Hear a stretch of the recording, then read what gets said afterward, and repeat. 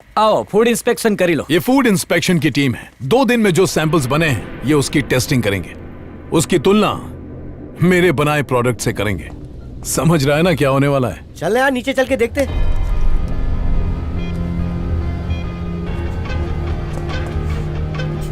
चलो મળીએ પછી। गिफ्ट लेके बाद में आता हूँ।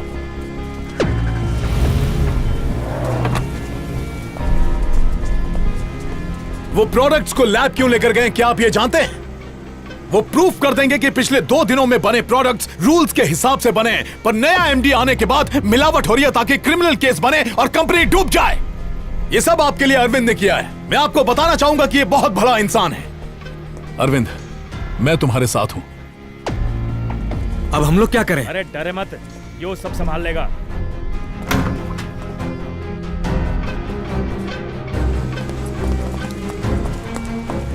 एमडी मान ही नहीं रहे हैं। खुद को बचाने के लिए पूरे स्टॉक में आग लगा दिए। अपने साथियों को बचाओ। चल भाई चल। अरे तेरे मजदूर भाई जल रहे, जाना बचाओ उनको। चल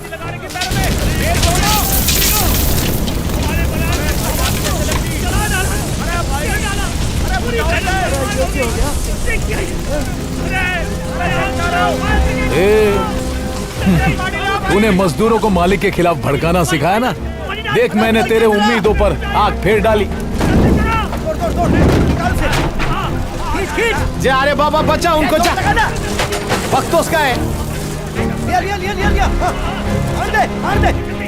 ए मजदूर, जा उनको बोल ये सब मैंने करवाया है। अरे गारंटी देता हूँ तू सफाई का साफ ही नहीं दे पाएगा। चल। मेहनत करे जा रहा। इतनी जल्दी क्या है? तेरी क्रांति के लिए एक सिपाही की बलि तो चढ़ने देना। ये मानुस, मेरा पैर फंसा हुआ है।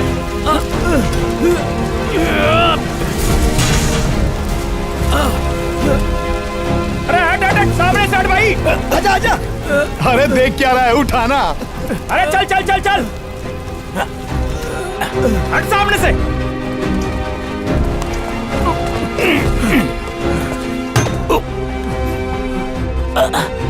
क्या कहा था तूने? ये 8 घंटा वर्कर है और 16 घंटे कंज्यूमर है, पर मैं लाइफ टाइम के लिए इनका मालिक हूँ। चला है मुझे मार्केटिंग सिखाने। तेरी तो अरे कैसे हुआ? अरे सर, आपको ये चोट कैसे लग गई? तुम लोगों के लिए अपनी क्या जान भी दे लगा? सकता हूँ। उस एमडी को सबक सिखाना पड़ेगा। बहुत गलत किया उसने जो भी बोला था मैंने सब कुछ रिकॉर्ड कर लिया। ये देखिए। एक बार फूड सैंपल्स टेस्ट हो जाए तुम सबको जेल भेज के रहूंगा। उससे पहले मैं स्टॉक को आग भी लगा दूंगा। आज के बाद कोई मुझे छू नहीं पाएगा। इस सबूत के जरिए हम उसे अरेस्ट करवा सकते हैं। कैसे सबक सिखाएंगे? आप सोच क्या रहे हो? पुलिस को फोन लगाओ जल्दी। हाँ। जल्दी बुलाइए sir. Hello sir, saffron global consumer से आदि बोल रहा हूँ। यहाँ फायर एक्सीडेंट हुआ, जल्दी आइए। आधे घंटे में पुलिस डैड को अरेस्ट कर लेगी और वो 15 मिनट में छूट जाएंगे।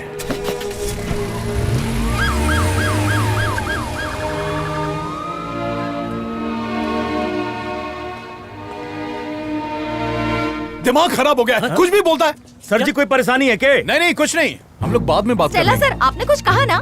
मैंने आपका आइडिया अच्छा है लेकिन अभी नहीं, बाद में बात करेंगे। सर आप बताने में हिचकिचा क्यों रहे हैं? बताइए ना। हाँ। कंपनी की भलाई के लिए ये कह रहे हैं कि कंपनी का मेजर कंट्रोल सारे वर्कर्स के हाथ में ही रहे। ये तो बहुत अच्छा आइडिया है। आप इतना क्यों सोच रहे हो फिर? हाँ आइडिया तो अच्छा है, लेकिन ये कह रहा है कि कंपनी का सीईओ मैं बन जाऊं और मुझे ये गलत लग रहा है। सर जी इसमें गलत क्या है? आप पढ़े लिखे हो और आप कंपनी के बारे में जानते भी हो। हम तो चाहेंगे कि आप सीईओ बन जाओ। क्यों बहन जी, गलत तो ना कहा मैंने? सर, आपकी वजह से आज 50 लोग जलने से बच गए। आप हमारे लिए भगवान के जैसे हैं सर। आपको तो सीईओ बन जाना चाहिए। ओके, बोर्ड ऑफ डायरेक्टर्स की तरफ से मैं बोलता हूँ, ये भाई को सीईओ बनाने का तुम्हारा जो डिसीजन है वो हमको मान्य है। बराबर ने? बिल्कुल। वैसे यूनियन को कोई प्रॉब्लम तो ना है? हाँ, हम सब नहीं तैयार है। हैं। क्यों भाई लोग? तो मैं मान लूं कि मेरे terms and conditions board of directors मानेंगे तो तब मुझे सीईओ बनने में कोई प्रॉब्लम नहीं। माज़म मित्र अरविंद, मैं ही जानता हूं कि मुझे इस पोजीशन पर पहुंचाने के लिए इसने कितनी मेहनत की है। हालांकि इसका सपना धुआं बन के उड़ गया। इसके सपने भले ही अधूरे रह गए, लेकिन मैं जो बदलाव लाऊंगा वो परमानेंट होगा। आज के बाद कंपनी में गवर्नमेंट के रूल से ही प्रोडक्ट बनेगा। फायदे नुकसान की कोई परवाह नहीं, कंपनी बर्दाश्त करेगी। बोर्ड ऑफ डायरेक्टर्स को यह मानना होगा इसको बोलते रे मार्केटिंग अरविंद, कि मच्छर भी मर जाए और कोयल भी नहीं जले। आज तक सिर्फ ग्राहकों को बेवकूफ बनाया, अब मजदूरों को बेवकूफ बनाने की बारी आ ली। फिर से कफन बांध ले रे बाबा। मजदूरों का दर्द किसी को नहीं दिखता, उनको उनका सही मुआवजा नहीं मिलता। तो आज और इसी वक्त से तुम लोगों की सैलरी 3 गुना ज्यादा। पैसा 3 गुना होते ही ये गुलाम मजदूर मेरे सामने अपनी दुम हिलाएंगे। मिस्टर आदि, तुम्हारी सारी शर्तें बोर्ड ऑफ डायरेक्टर को मंजूर है। आज से हमारी सेफरन कंपनी के नए सीईओ तुम हो। मेरी बात अभी पूरी नहीं हुई है। सीईओ बनने से पहले मिस्टर अरविंद की मंजूरी चाहूंगा। ये सब के सब गधे हैं, सपनों की दुनिया में सांस लेकर जी रहे हैं। अब मैं प्रोडक्ट में जहर भी मिलाऊंगा तो मना नहीं करेंगे। मजदूर ये सोच भी नहीं सकता कि मार्केटिंग के लिए मालिक मजदूरों से क्या क्या नहीं करवा सकता। मैं इन्हें गधे की मजदूरी देकर घोड़ों का काम निकलवाऊंगा। ये भी कोई पूछने की बात है? मैं भी यही चाहता हूँ कि आदि सर हमारे सीईओ बने। मार्केटिंग की दुनिया बदलने चले थे, सैंपल के बल पे इतना बड़ा बदलाव लाना चाहते थे। अब सबूत के नाम पर सिर्फ राख बचिए जा डीएनए करवा ले। इंतजार की घड़ियां खत्म हुई और वो दिन आ ही गया। अरविंद की मेहनत और कोशिशों की वजह से फोर्ड इंडस्ट्री मजबूर हो गई है कि वो गवर्नमेंट रेगुलेशंस के हिसाब से प्रोडक्ट्स बनाए। ये तो बहुत ही गर्व की बात है। हम अरविंद से पूछेंगे कि इस मकाम तक पहुंचने के लिए उन्होंने क्या क्या कुर्बानी दी है, और मुझे यकीन है कि आप सभी लिसनर्स उनकी कहानी सुनने के लिए बेकरार हो रहे होंगे। लीजिए, अरविंद जी स्टूडियो में आ गए। Welcome to the show Arvind. तो बताइए, इस मिशन की सफलता की कहानी आप ही की जुबानी। आप लोग मेरे को जानते ही होंगे, और ये भी जानते होंगे कि मेरी कंपनी जहरीले प्रोडक्ट बनाकर बेचती है, जिसे लाखों लोग खाकर मर रहे, बीमार पड़ रहे हैं। ये मौत का तमाशा मेरे को बंद करने का था, इसलिए मैंने अपने मजदूर भाइयों को एक किया और बॉस की नाक के नीचे अच्छा प्रोडक्ट बनाना शुरू करवाया।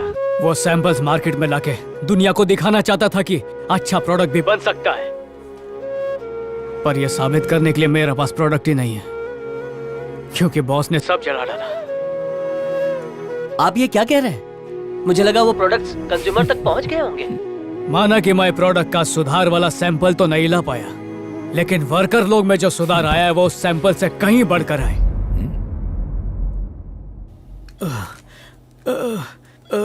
अरविंद, मैं हमेशा मालिकों की बात मानता आया। पिछले 2 दिनों में मैंने तुम्हारी बात मानी। आज जब ड्यूटी पर आया तो सोचने लगा कि फिर से खराब प्रोडक्ट बनाना पड़ेगा, लेकिन गलत काम करने के लिए मेरा दिल नहीं मान रहा था। मैंने अपनी ज़मीर की आवाज सुनी और मिलावट नहीं की। अरविंद, मैंने कोई गलत काम नहीं किया। हम प्रोडक्ट में मिलावट करके कोई गलत काम नहीं करेंगे। मैंने मैदे की 5 बोरियां छुपा दी। आज जानबूझकर गलती की है मैंने, लेकिन मैं इसे कोई गलती नहीं मानता। अब इन हाथों से और मिलावट करूं, मेरा दिल गवारा नहीं करता। मैंने उन मासूम बच्चों के चेहरे देखे, वो तड़प कर मर रहे थे। आज मिलावट करने जा रहा था तो मेरा हाथ कांपने लगा। इतनी मिलावट तो नशा बेचने वाले लोग भी नहीं करते। सर, ये एक्सपायरी डेट में 3 दिन कम क्यों छपे हैं? मैं जरा पूछता हूँ, अरे ये प्रिंटिंग में मिस्टेक हुई है क्या? अरे भाई, मैं जानता था मालिकों की टेढ़ी दुम कभी सीधी ना होगी, इसीलिए एक्सपायरी प्रिंट करते समय एक्सपायरी डेट में 3 दिन घटा दिए ताकि नुकसान कम हो। यानी वो प्रोडक्ट जो 7 दिन बिकते हैं 3 दिन बिकेंगे भाई। पर कंपनी को पता चला तो? अरे बड़ी बड़ी कंपनियों में छोटी छोटी बातें तो होती रहे हैं, कुछ ना होगा। जो मजदूर एक बार मालिक के वफादार थे, अब वो ग्राहक के वफादार हो गए हैं। मैंने क्वालिटी चेक की है, गवर्नमेंट के रूल के हिसाब से ही है। तूने एकदम सही किया। तूने भी सही किया मेरे भाई। और रेवाड़ी वाले भाई ने भी सही किया। और सिर्फ वर्कर लोग नहीं, उनके साथ कंपनी के सारे सुपरवाइजर्स ने भी इस नेक काम में मेरा साथ दिया है।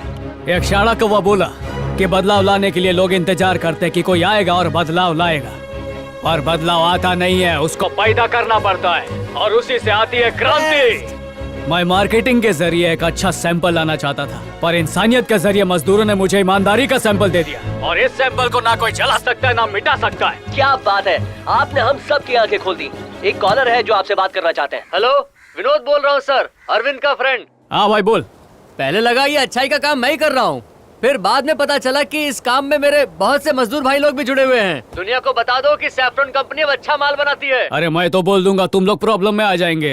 अरे डरने की बात ना है, वो हम वर्कर्स की वजह से सीईओ बना है। बॉस की कुर्सी का नशा ही अलग होता है और बॉस बनने के बाद वो गद्दारी जरूर वो करेगा। हमें धोखा ना देगा। अगर उसने धोखा देने की कोशिश की तो उसे हटा देंगे। अरे भाई लोग, तुम लोग कुछ ज्यादा ही भड़क रहे हो। रेडियो आदि सर भी सुन रहे होंगे। अरे किसे परवाह है, हम कोई गलत काम नहीं कर रहे। सुनाई दे रहा है आदि? हम ना डरते भाई। दे नहीं रहा तो और जोर से बोलो कि हमने कोई। ए खाए रे, इतना भी बुरा मानुस नहीं है। हमारी पगार बढ़ाई, याद नहीं हम लोग कितने खुश थे। पगार बढ़ाई तो क्या, हमें खरीद लिया क्या? हम लोग अपनी मेहनत का पैसा लेते हैं। और हमें जो 10 साल कम पगार पे काम करवाया उसका क्या? एक नंबर भाव। इरादा तो लोगों की सेहत को सही करने का था, पर उसके साथ साथ गम्मत देखो, लोगों की सोच भी सही होने लगी है। मेरी सभी ग्राहकों से दरख्वास्त है कि मजदूर लोगों की इस मेहनत की इज्जत करें, मान दे, कद्र करें। उनकी तरह खुद में भी बदलाव लाएं। जो लाखों करोड़ों लोग मेरे को इस वक्त सुन रहे हैं, उन्हें एहसास होना चाहिए कि वो सिर्फ ग्राहक नहीं, कहीं ना कहीं वो भी एक वर्कर है। तभी हर लेवल पर बदलाव आएगा। आपकी कंपनी के वर्कर आसानी से मान गए। क्या आपको लगता है कि दूसरी कंपनी के साथ भी यही होगा? होएगा। जनता की किस्मत एक पॉलिटिशियन तय करता है और उस पॉलिटिशियन की किस्मत एक बिजनेसमैन तय करता है। अगर वो बेईमानी करता है तो कहीं ना कहीं हम उसके लिए जिम्मेदार हैं। ये नौकरी होती क्या है? मेहनत के बदले में मजदूरी लेना। लेकिन उस मेहनत से भी एक बड़ी चीज होती है जो हम उन्हें देते हैं, वो है वफादारी। और ये वफादारी सारी फसाद के जड़ है। बेवक्त काम करना, गलत काम करना, थूक पट्टी का काम करना, ये सब कराया जाता है वफादारी के नाम पे। लालची बेईमान बॉस की वफादारी निभाना मतलब करोड़ों ग्राहकों का विश्वास तोड़ना।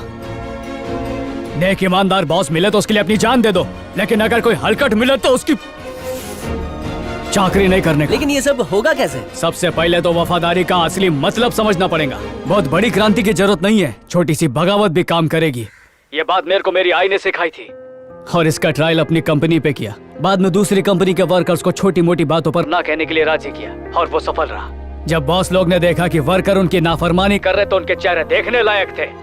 इसीलिए बोलता हूँ, बड़ा कदम नहीं उठाने का। गलत बात पे बस ना बोलना सीखो। नहीं बोल सकते तो बात को फैला दो। बात को फैला दो? आपका मतलब है गॉसिप? आपको लगता है कि इतने बड़े मुद्दे पर सिर्फ गॉसिप करने से कुछ होगा? 100% होएगा। खाली 10% लोग सच में अच्छे होते, बाकी के सब खाली अच्छा बनने का ढोंग करते और उन्हीं को अपनी बदनामी का सबसे ज्यादा डर होता है। इसलिए गॉसिप करो पर मुद्दे पे। इधर उधर की भंकस करने से कुछ नहीं मिलने वाला है। ऐसी बातें करो जिससे एक दूसरे को हौसला मिले। अगर एक भी मजदूर सीमेंट में रेत मिलाने से मना कर दे तो कोई भी बिल्डिंग नहीं गिरेगी। पैसा कमाने के लिए हॉस्पिटल में नॉर्मल डिलीवरी के बजाय ऑपरेशन करने पे जोर देते हैं। नर्स चाहे तो पेशेंट को होशियार कर सकती है। और जिन मालिकों के लिए हम आंख मूंद कर वफादारी निभाते हैं, वो सीसीटीवी से हम पर नजर रखते हैं। अगर उसके कान तक बात पहुंचेगी कि हमें उसकी हरकतें पसंद नहीं आ रही है, तो बॉस भी गलत काम करने से पहले सोचेगा और हमें भी करने से रोकेगा। उसकी गलत हरकतों पे इतनी चर्चा करो कि बदनामी के डर से वो अपने आप सुधर जाए। जरा गौर से सोचो, ऐसा किया तो उनके घर वाले भी उनकी इज्जत करना छोड़ देंगे। जब बॉस मजदूर के दिल में अपना डर कायम रखना चाहते हैं तो हम क्यों पीछे रहें? कम से कम हमारा डर मतलब ही नहीं, भलाई के लिए होगा। इसलिए खूब बात फैलाओ। लेकिन ऐसी बगावत से कंट्री के बिजनेस और इकोनॉमी पे असर नहीं होगा? अगर ग्राहक खरीदना बंद कर दे तो कंपनी को अच्छा प्रोडक्ट बनाना ही पड़ेगा। इकोनॉमी चलती कैसे? डिमांड और सप्लाई पे। जिसकी डिमांड है वो सप्लाई करो तो प्रॉफिट अपने आप बढ़ जाएगा। ये जोर जबरदस्ती का सौदा नहीं है। अगर अच्छी जिंदगी जीना चाहते हो और अगर तुम्हें लगता है कि तुम बदलाव ला सकते हो तो ठीक रात को 12 बजे अपने घर की बत्ती चालू करने का। वो रोशनी अंधेरे को ऐसा काटेगी कि कोई भी बेईमान हमें फिर अंधेरे में ले जाने की जरूरत नहीं करेगा। अरे पब्लिक एक होगी तो कोई माई का लाल सामने खड़ा नहीं होएगा।